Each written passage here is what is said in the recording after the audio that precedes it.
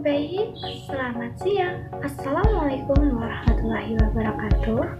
Perkenalkan, nama saya Indah Dewi NIM 01A119778 dari kelas R003 Fakultas Kehutanan Universitas Jambi, Angkatan 2019.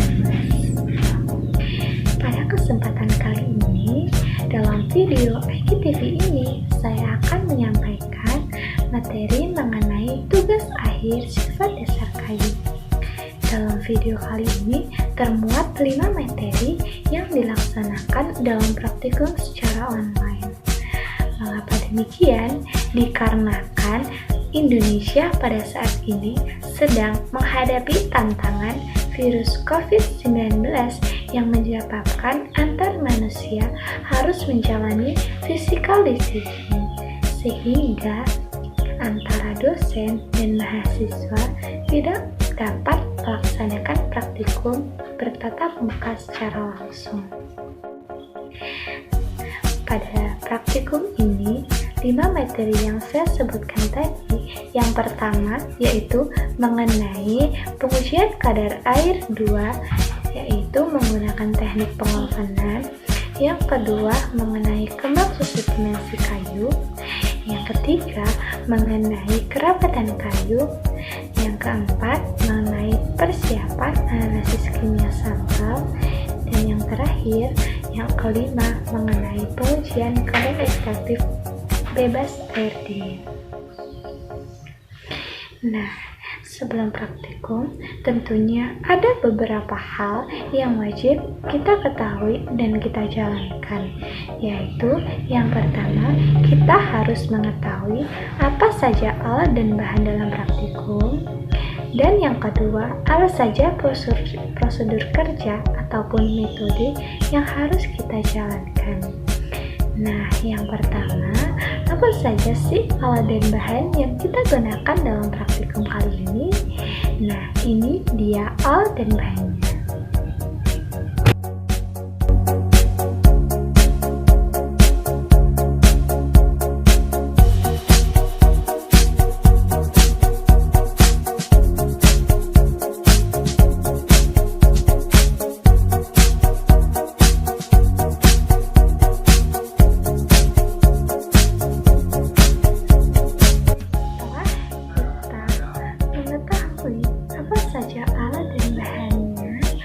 Selanjutnya, kita akan melaksanakan metode dalam praktikum.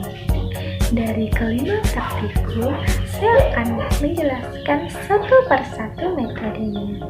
Yang pertama, mengenai pengukuran kadar ekstraktif air dingin. Metodenya adalah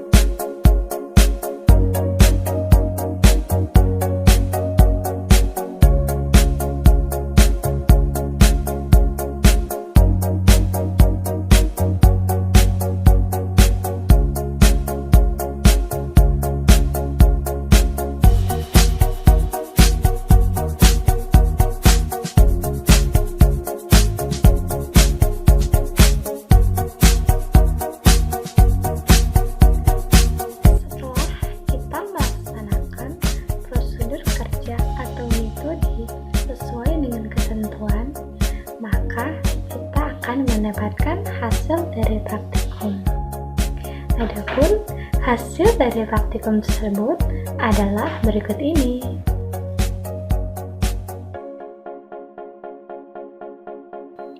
Hasilnya adalah muncul grafik turun naik dari berbagai kadar air jenis kayu.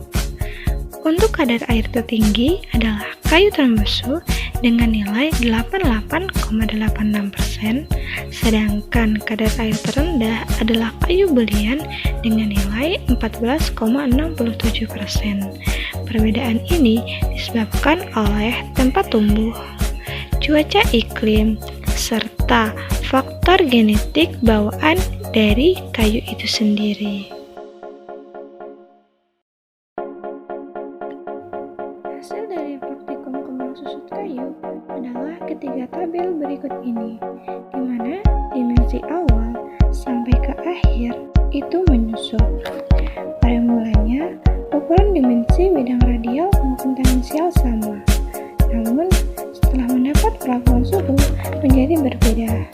Hal ini terjadi karena perbedaan pelarut rendaman, di mana untuk larutan garam dan cuka menyebabkan terjadinya penyusutan, sedangkan untuk larutan kontrol hasilnya tetap. Salah satu faktor yang menyebabkan atau yang mempengaruhi pengembangan dan penyusutan kayu adalah porositas kayu, kadar konsentrasi larutan, adanya parafin yang menempel pada saat perendaman, serta keberadaan suhu, di mana suhu yang semakin tinggi akan menyebabkan penguapan pada air dalam kayu, sehingga dimensi yang awalnya tebal terisi air, pada saat kering tanur, dimensinya akan mengalami penyusutan.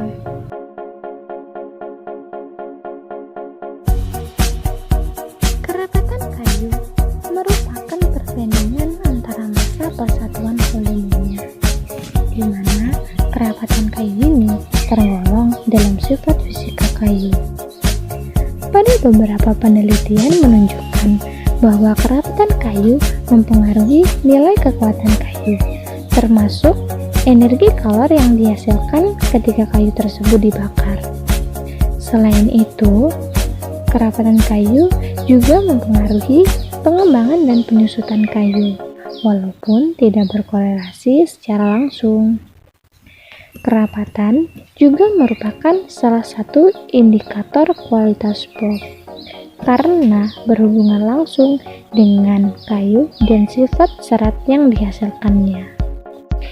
Menurut Barnett dan Jeronimidis 2003, kayu-kayu dengan kerapatan tinggi baik digunakan untuk bahan struktural seperti bahan bangunan, juga untuk furniture seperti kursi, lemari, dan lain-lain. Sedangkan kayu berkerapatan rendah sesuai untuk dimanfaatkan sebagai bahan pembuatan pulp maupun pembuatan kertas.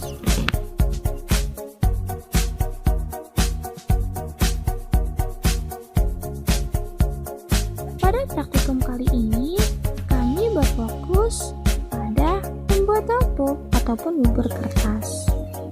Berikut adalah langkah pembuatannya, di mana pada mulanya pulp berasal dari bibit pohon yang ditanam di hutan produksi. Setelah kurun waktu lebih kurang 5 tahun, ketika pohon itu telah dewasa, pohon tersebut ditebang, kemudian diantarkan ke pabrik. Di dalam pabrik, kayu tersebut disortir, dibersihkan, dan dicacah menjadi serpihan kayu atau yang biasa disebut wood chip. Kemudian, wood chip tersebut dimasukkan ke dalam tangki raksasa yang bertekanan tinggi, yang di dalamnya wood chip tersebut dimasak dengan larutan asam untuk melarutkan lignin dan memisahkan serat tanaman. Kemudian, setelah melewati itu, akan muncul bentuk bubur kertas, di mana bubur ini akan melewati 2 tahap, yaitu wet end atau tahap pulp dicairkan membentuk bubur, dan yang kedua dry end ketika pulp dialirkan ke mesin untuk diperas dan ditekan ke bentuk sedemikian rupa. Setelah melalui 2 tahap tersebut, maka muncul pulp dalam bentuk gulungan raksasa yang diolah menjadi kertas. kardus, tisu, dan lain sebagainya. Setelah produk tersebut jadi, maka produk tersebut akan menjadi sampah, di mana proses daur ulang akan terjadi, dan hasil dari daur ulang merupakan produk kertas kembali. Nah, begitu kira-kira metamorfosa dari kertas. Selanjutnya, praktikum terakhir mengenai pengujian kadar ekstraktif kayu. Setelah melakukan praktikum, hasil yang didapat adalah tabel berikut ini, di mana tabel ini merupakan hasil pengukuran dari sampel akasia mamium atau akasia daun lebar, di mana serbuknya sebanyak 0,1 gram ditimbang dan sama halnya dengan kertas saringnya. Setelah itu, serbuk dimasukkan ke dalam lampu NdMr 400 ml dan ditambahkan aquatis sebanyak 300 ml. Setelah itu, didiamkan selama 48 jam atau 2 hari.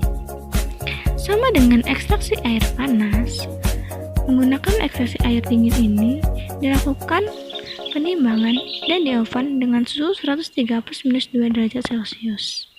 Penimbangan dilakukan sebanyak 5 kali, atau bisa juga lebih, karena semakin banyak penimbangan akan semakin hasilnya akan akurat dari rataannya, sampai kita mendapatkan hasil konstan atau berat kering tanur. Ketika pada berat konstan kita mendapatkan hasil 2,8293 gram pada penimbangan kelima. Setelah itu dilakukan penyaringan hingga kering lalu di oven. Dalam proses ini, suhu pengeringan sangat berpengaruh pada nilai kadar air yang didapat, di mana apabila suhu tidak stabil, maka hasil kandungan air pada bahan yang didapat menguap atau terikat dengan bahan. Hal ini akan menyebabkan kandungan air yang terdapat pada bahan menjadi lembab dan mempengaruhi berat timbangan. Mengapa pada judul praktikum ini pengujian kadar ekstraksi bebas air dingin? Karena proses ekstraksi sampel air yang digunakan adalah air dingin. Dibandingkan dengan air panas, tentu air dingin mempunyai kekurangan dan kelebihan, di mana kekurangannya adalah sampel ini reaksi yang terjadi akan lebih lambat dibandingkan dengan air panas. Sedangkan untuk kelebihannya, air dingin dapat ditemui dimanapun dan kapanpun, sehingga lebih mudah atau simpel penggunaannya. Lalu, apa pentingnya zat ekstraktif pada tumbuhan? Jadi, zat efektif pada tumbuhan memiliki beberapa peran, di antaranya yang pertama, sebagai pembeda ciri khas dari tumbuhan, di mana kandungan zat ekstraktif tertentu, seperti contohnya flavonoid, dapat mengubah warna meranti khas menjadi merah ataupun putih, sedangkan jelutung menjadi putih kecoklatan, dan seperti ciberin ataupun tektopin pada jati dan bintaro. Zat ini menjadi antibiotik atau pelindung dari serangan mikroorganisme seperti rayap. Selain itu, zat efektif juga berperan dalam menumpulkan peralatan tukang sehingga kayu tidak dapat ditebang atau dirusak oleh manusia. Nah, demikian tadi adalah kelima pembahasan dari 5 praktikum yang dijadikan sebagai tugas akhir sifat dasar kayu. Apabila ada kesalahan, saya mohon maaf karena data-data yang saya ambil adalah dari jurnal dan sebagian boleh dimanipulasi untuk keperluan contoh. Nah, sekian dari saya. Sekian yang dapat saya sampaikan. Wabillahi taufiq wal hidayah. Wassalamualaikum warahmatullahi wabarakatuh.